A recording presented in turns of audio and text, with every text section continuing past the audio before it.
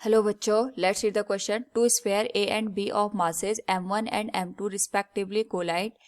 A is at rest initially and B is moving with velocity v along x-axis. After collision, B has velocity v by 2 in a direction perpendicular to the original direction. The mass A moves after collision in the direction A same as that of B, B opposite to that of B, C theta equals tan inverse 1 by 2 to the axis and D theta equals tan inverse minus 1 by 2 to the x-axis. Now to answer this question, first we will discuss here the key concept, and here the key concept is conservation of momentum. तो हमारे पास यहाँ पे जो conservation of momentum है, it states that momentum remains constant or conserve in the absence of the external force.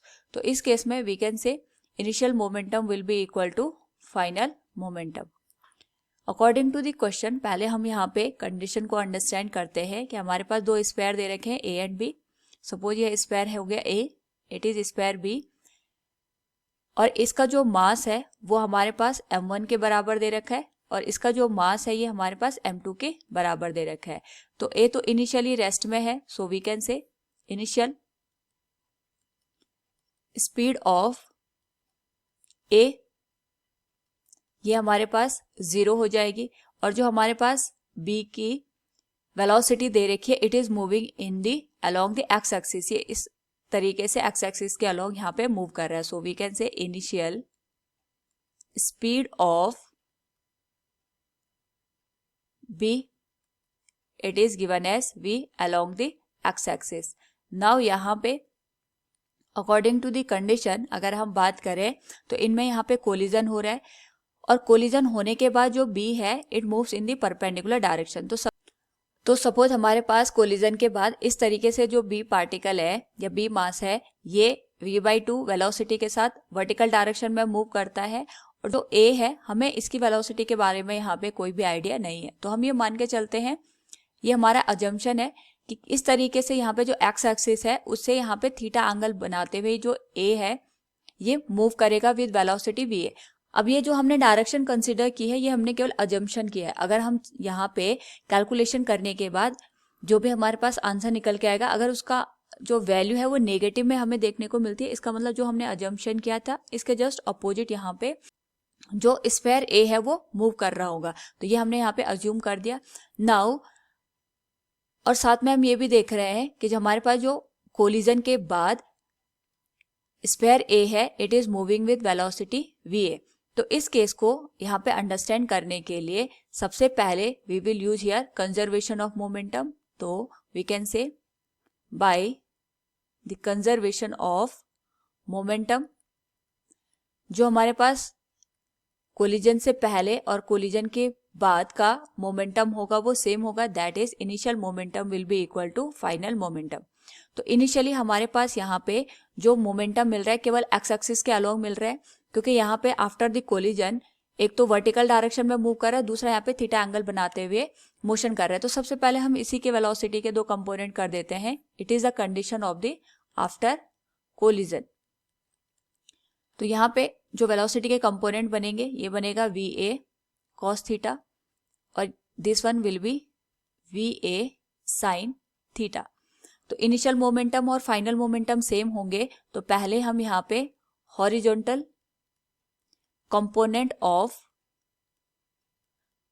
Momentum को consider करते हैं, ताकि जो हमारे पास कंजर्वेशन ऑफ मोमेंटम है इसको हम यहाँ पे अप्लाई कर पाए.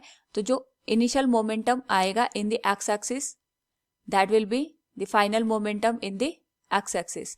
तो एक्स एक्सिस के अलोंग यहाँ पे कोलिजन करने से पहले अगर हम देखें तो ए रेस्ट की कंडीशन में है और बी यहाँ पे v वेलोसिटी के साथ मूव कर रहा है. So we can write here mass of b is m2, इसकी वेलोसिटी v के बराबर दे रखी है, सो मल्टीप्लाई हो जाएगा v के साथ, plus mass of a is m1, इसका जो यहाँ पे इनिशियल वेलोसिटी है ये 0 है तो मोमेंटम भी 0 हो जाएगा.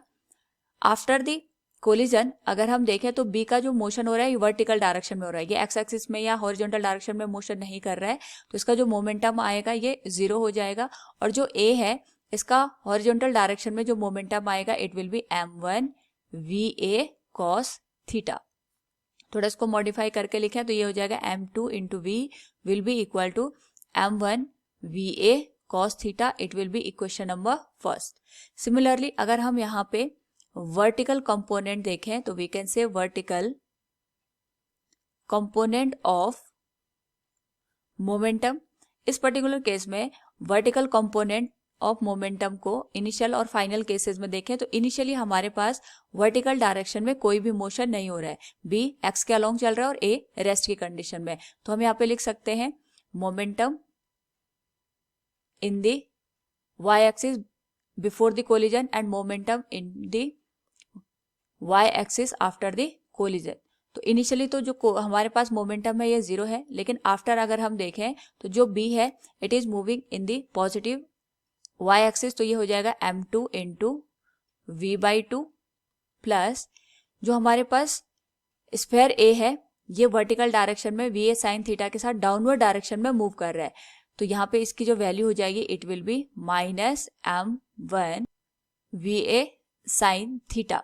तो यहाँ से we can write it will be m1 v A sine theta equals m2 into v by two, it will be equation number second. तो यहां से अगर हम देखें जो साइन थीटा की वैल्यू है यहां से पॉजिटिव आ रही है, यानी जो हमारे पास थीटा है it is positive.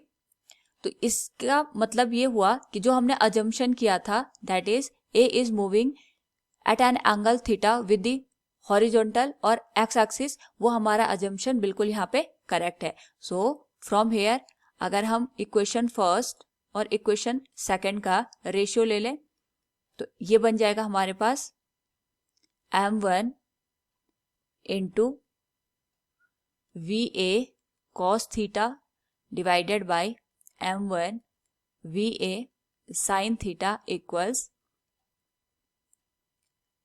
m2 into v divided by m2 into v by two. तो यहाँ पे सिमिलर टर्म कैंसिल हो जाएंगे, m2 से m2 कैंसिल हो जाएगा, v से v कैंसिल हो जाएगा और ये बन जाएगा cos theta by sine theta. इसको हम रेसिप्रोकल करके लिख लेते हैं क्योंकि जो ऑप्शन है वो साइन वो हमें 10 के टर्म में दे रखे हैं। तो ये हो जाएगा sine theta by cos theta will be equal to 1/2। तो यहाँ से we can write tan theta will be equal to 1/2 और थीटा की जो वैल्यू होगी it will be 10 inverse 1/2 with the x axis. X axis के साथ ये यहाँ पे 10 इनवर्स 1/2 का एंगल बनाएगा। So from the given question we can say here after the collision mass A moves in the direction that is theta equals 10 inverse 1/2 to the x axis. Option C will be the correct one. Hope all you understood it. Thank you and best of luck.